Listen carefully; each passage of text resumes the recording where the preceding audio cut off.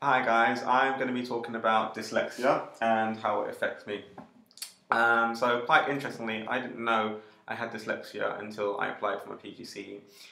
So that meant I went through my primary school, secondary school, my college and degree years without knowing that I had it. And that's quite rare in the sense that most people get diagnosed with it when they're in a primary school or when they're in secondary school. And I think because I didn't do an A level, in the sense that I did a BTEC, which is very practical and hands-on, and then I did a degree, which was, well, very practical, very computer-based, it was never an issue for me in terms of I always use computers. So I use Photoshop, I use Word quite a lot, and I had a lot of spell checking, applications. You get spell check on Word, you get spell check on your iPads. So for me, in terms of having to physically write and do transcription, or to spell independently without these aids, it was never a problem for me and something that wasn't highlighted. And then when I went for my first exam for my PGCE, suddenly I was in a classroom having to handwrite, the old-fashioned way, having to spell independently, and all of a sudden it was highlighted that there may be some issues. And then from there I had a formal testing and I was like, oh, you are dyslexic. And I think it's very, very interesting that happened to me in the sense that, I managed to get so far in my life without it ever being a problem, whereas for some people it can be a problem that hinders them and their learning. And it's this kind of opportunity or, that learning experience that I'd use in the classroom to help my children that might not necessarily have dyslexia, but have spelling issues or problems, with phonics. So I just wanted to talk about some of the strategies that I use. So firstly, I use words that I already know to spell other words. So for example, there's a very simple classification here. I've got the word each. And from that, I could spell teach or teach. And that's one method that I use a lot. I also tell my children to look for words that they know or look for sounds that they know and then use that to influence their other words. In line with how we teach and in systematic synthetic phonics, sound your words out. So we've got k, at, cat as an example. But again, it doesn't work for all words, especially our high frequency ones. But again, just try it. And that's something I use a lot. And going to onset and rhymes, for example. Now, I know how to spell at. From that, I could spell mat, or cat, or bat, and so on and so forth. And you can use that for more complicated words, so should, would, could, for example. And those are some of the techniques that I use in the classroom. And I get my children to use whether they're Key Stage 1, Key Stage 2.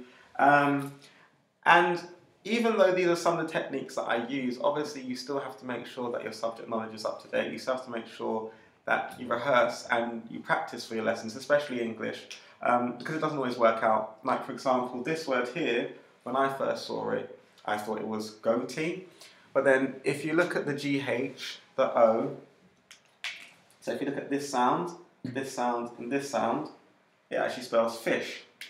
So if we use the GH from enough, the I from women, and the sh from nation, we get fish. So obviously the English language is very, very complex and it doesn't always work out, but obviously these are some of the skills that you could use in the classroom.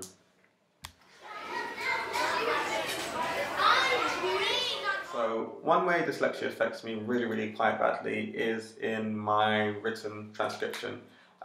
It's just something that I haven't done for years. We use computers, we use iPads, we use phones, so sitting there and handwriting is a skill that I've lost.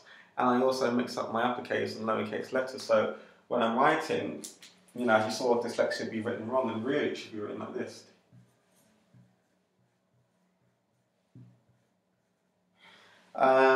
Whatever your school's, if you can see that, whatever your school's policy is, whether it's joined up or non-joined up handwriting is obviously the one that you need to follow. And I don't have a quick fix solution other than you need to get fluent with it. Another thing actually that comes out of this as well, if you really, really, really do struggle in the sense that you still do that and it's all over the place, get your children to make a joke out of it. What have I done wrong here, guys? Is this an uppercase letter? Should I change it? What should I do? What have I done wrong? Children love it, especially in the early years. And it's a great way to remember capital letters and full stops. The other thing that I really struggle with is decoding. Phonics is of very little use to me, and you might have some children that struggle with it. If I give you an example, so we've got the, k, at, cat, s, at, sat, By the time I've got to here, I've forgotten what's already happened up here. That is way too much for me to be able to handle. I could only probably decode probably up to here realistically, and then I start to forget what's happened at the beginning of my sentence. So if I give you an analogy, think of your brain as a bowl and think of the word moon. So we've got not M, oo, n. Sorry, that should be a dot. So I've got 3 sounds here. Oo, n.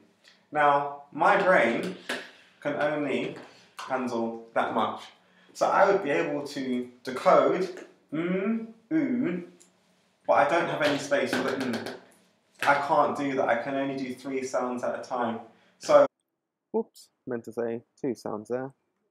For me, when I'm with my children, or the way that I learn to read rather, or the way that I blend and decode, is I try to break off what I can first, so oo, and I change this into 1 sound, so it becomes moo.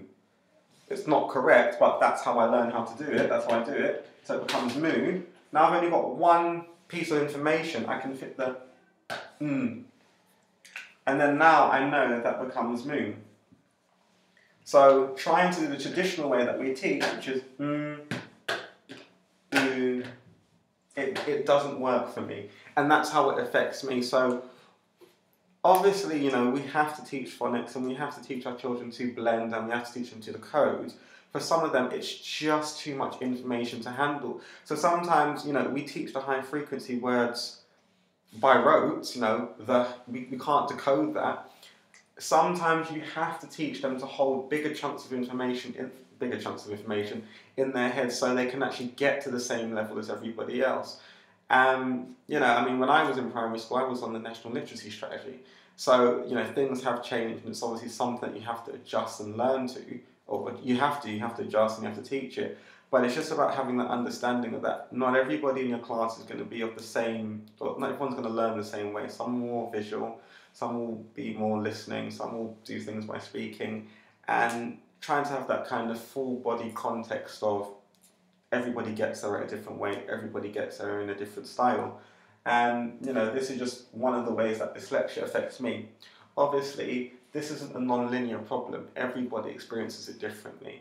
But yeah, that's just my experiences and how it affects me and how I kind of overcome it in the classroom. So I hope that can be of use to somebody. But yeah, peace out.